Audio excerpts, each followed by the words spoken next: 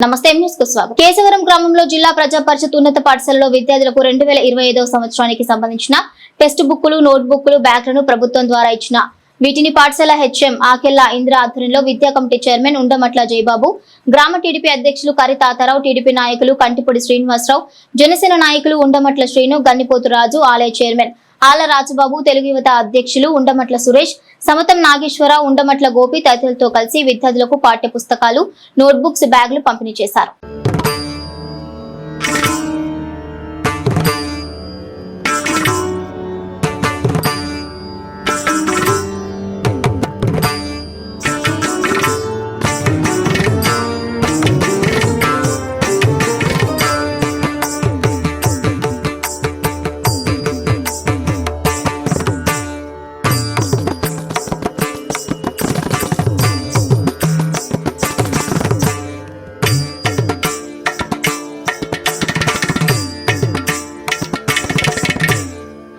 మరిన్ని తాజా వార్తా విశేషాల కోసం ఎం న్యూస్ ని సబ్స్క్రైబ్ చేయండి, మీ మిత్రులకు షేర్ చేయండి.